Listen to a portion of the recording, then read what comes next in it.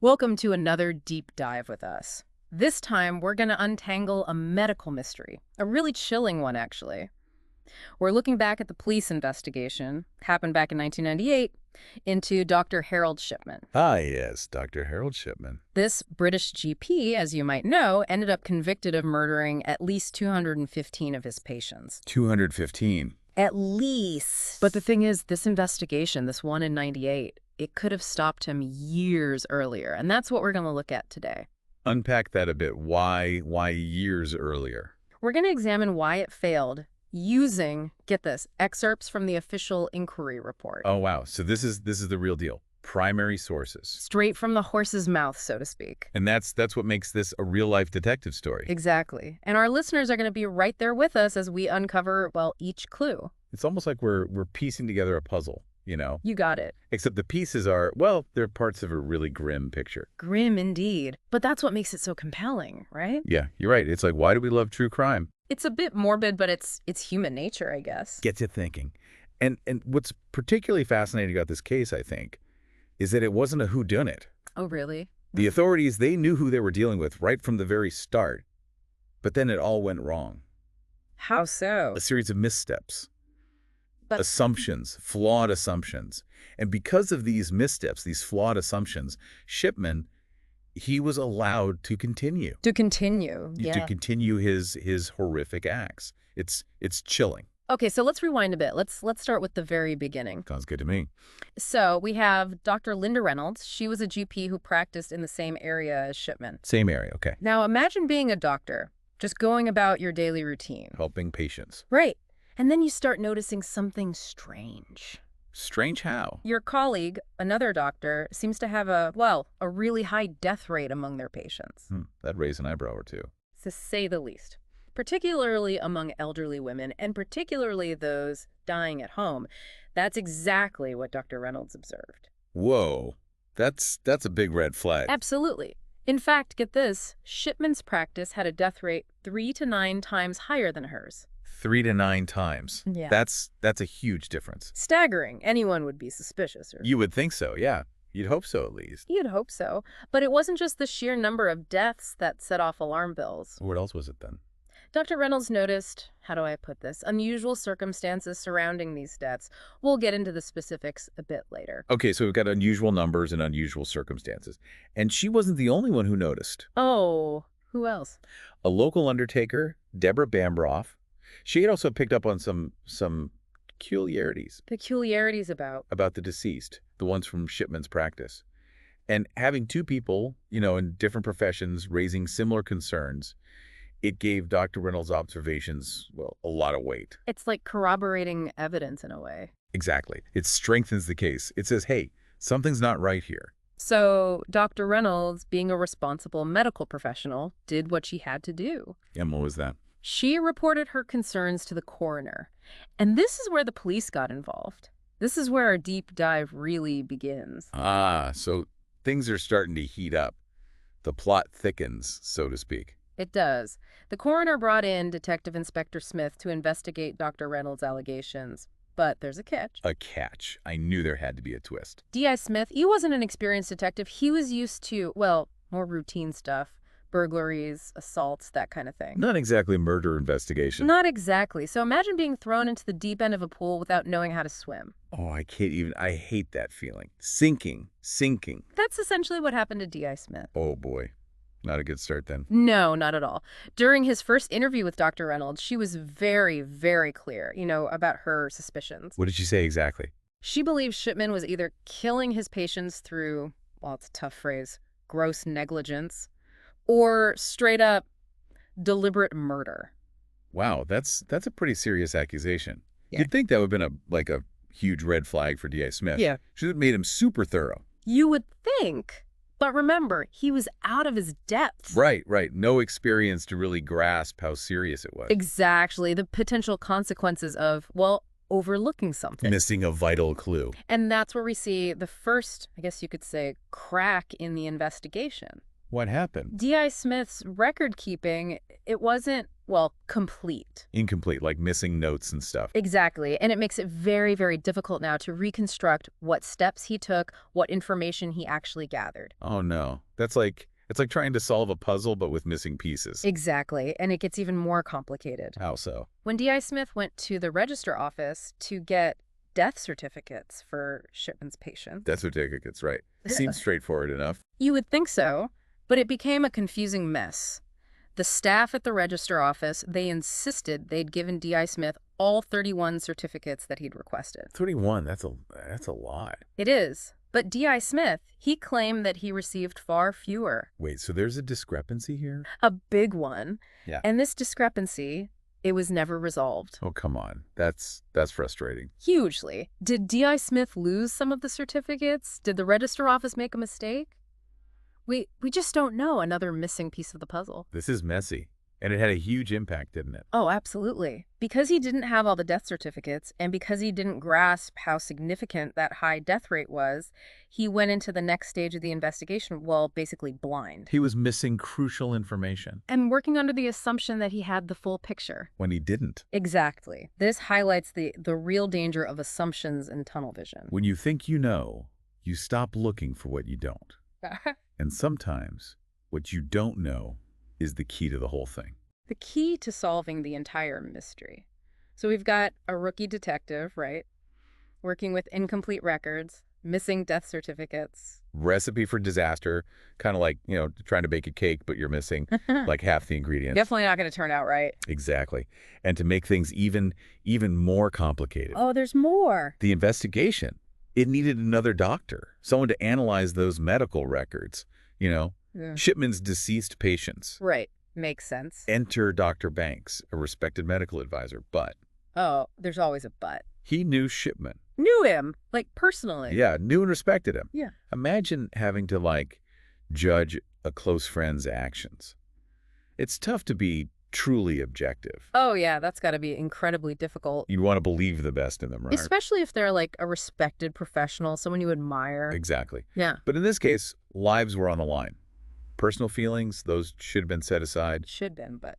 This is where the investigation goes even further off track. Dr. Banks, good intentions, I'm sure, but he wasn't the right person for this. Because he knew Shipman. It created a conflict of interest, a bias that would, cloud his judgment. So those medical records, even though they might have had crucial evidence... They were seen through this distorted lens, like trying to read a map, but the ink is all smudged. You miss critical details, could end up going in the wrong direction. That's exactly it. The smudged ink was Dr. Banks's bias. He did this common features analysis, looking for patterns in the deaths. Right, looking for trends, anomalies, that kind of thing. Exactly. But in this instance, it failed spectacularly. So the method itself wasn't the problem. It was how Dr. Banks used it. Right. He was influenced by his positive view of Shipman. And he missed the patterns that a more objective observer would see. Imagine you're on a beach looking for a specific kind of seashell. Okay, got it. Focused on one type. And you're so focused you overlook other unusual shells. Hmm. Right there in front of you.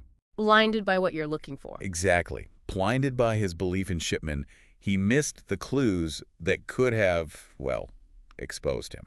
So we have a rookie detective, incomplete information, and a medical advisor whose, his judgment is clouded. Told you, a recipe for disaster. And sadly, that's what it was. The report actually, it highlights this chilling anecdote. Oh. It shows how casually they dismissed Dr. Reynolds' concerns. So D.I. Smith, after reviewing Dr. Banks's findings, flawed findings, and his own incomplete investigation, he makes a joke. A joke? About this? He said they just have to wait and see if Shipman does it again. Can you believe that? It's almost beyond comprehension. How could they be so dismissive? Well, inexperience played a part, for sure. D.I. Smith relied too heavily on Dr. Banks, who we know was biased. Right. But there was also this prevailing belief back then doctors were inherently trustworthy. So it was hard to even consider the possibility that a doctor could be capable of something like this. That's exactly. Easier to believe Dr. Reynolds was wrong, or exaggerating, than to confront the possibility that a respected doctor was a killer. So Shipman basically got a free pass. Reassured by the authorities in action, he continued. For another 4 months. All those lives potentially saved if the investigation had been different. Heartbreaking. The report, it goes into detail about missed opportunities. So many. Like what? For example, 2 of Shipman's patients, their bodies were available for autopsy. Autopsy, so they could have, like, found They evidence. could have found morphine. Morphine, that was. Shipman's weapon of choice. It would have been like finding the smoking gun. Undeniable proof. But D.I. Smith, he didn't recognize the importance of an autopsy, so he didn't push for it. Wow, that's a huge miss. And there's more. Information about the deaths, it was right there on the cremation forms. Cause of death, other relevant details, but they weren't properly examined. It's like having the answers but not reading them. It gets worse. They could have brought in other medical experts, fresh eyes. Unbiased, someone who didn't know Shipman. They might have spotted what Dr. Banks missed. So they missed clues, they didn't look for more information. And they didn't get other perspectives that could have helped them see the whole picture. The report, it doesn't just point fingers at individuals, though. It exposes systemic issues within the police force itself. Like what kinds of issues?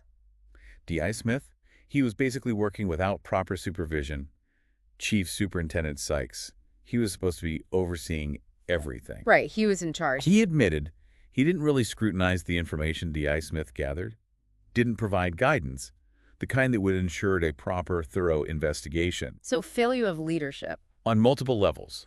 If Sykes had recognized, how inexperienced D.I. Smith was and given him support, oversight, things might have been different. Right, different outcome. And there's another layer here, this whole thing about medical records and investigations. Back then, the police couldn't access them without consent. And D.I. Smith couldn't get consent. Confidentiality rules. So the medical records, the key to this whole thing, they were basically locked away. So many factors working against them. Lack of experience, a biased advisor, no oversight. And a system that made it hard to get crucial evidence. No wonder it went so wrong. A tragic series of errors and failures, really. It shows how individual errors, systemic failures, and this disbelief that a respected doctor could do such a thing, they all combined. A perfect storm. And that allowed Shipman to keep going, unchecked. But beyond the specifics of this case, there are lessons here for all of us. It really makes you think, doesn't it? All those missteps, those biases, those systemic failures, and it all led to something truly horrific. What's even more unsettling is, these kinds of failings, they're not unique. This could happen anywhere. Exactly. And that's what makes this deep dive so important, I think. It's not just about, looking back at a case, dissecting it. It's about, learning from it. Taking those lessons and applying them to our own lives. In any field, any situation. So let's talk about those lessons. What can we learn from this, from the Shipman inquiry? How can we avoid making the same mistakes? Well, one of the biggest takeaways for me is skepticism. Healthy skepticism, especially when we're dealing with, authority figures or information that seems, too good to be true. We tend to trust people in positions of authority, doctors, police officers, experts. We assume they have our best interests at heart. Right. But this case, it shows us that that's not always true. Trust, it can be dangerous. Blind trust. Blind trust. It's not about being distrustful of everyone, but about thinking critically, questioning things, looking for different perspectives. Not just accepting things at face value. Exactly. If something feels off, dig deeper. Ask questions. Be like a journalist. To journalists. Yeah, they don't just accept the first story they hear. They verify, they check things out, they really dig for the truth. Right. I get you. And that applies everywhere, not just in journalism, business, medicine, even just reading the news. Approach information with a critical eye. Don't be passive. Be active, be engaged, think for yourself. And remember, there's always potential for bias, spin, hidden agendas. Be a discerning consumer of information. Yes. And another takeaway from this case, don't be afraid to speak up. If you see something wrong, say something, even if it's hard. Like Dr. Reynolds. She faced so much resistance when she voiced her concerns, but she persisted. She knew in her gut that something was wrong. She could have stayed silent. It would have been easier. But she didn't. She spoke up. And because of that, Shipman was eventually stopped. Sadly, not soon enough. But her courage, it made a difference. It reminds us that we need systems that encourage whistleblowing. Protect those who speak truth to power. Absolutely. In this case, it shows us that even experts, they can be wrong. Systems can fail. It's humbling, but it's also a reminder, we need to keep learning, keep improving how we make decisions. Challenge our own assumptions. Get different perspectives. And admit when we're wrong.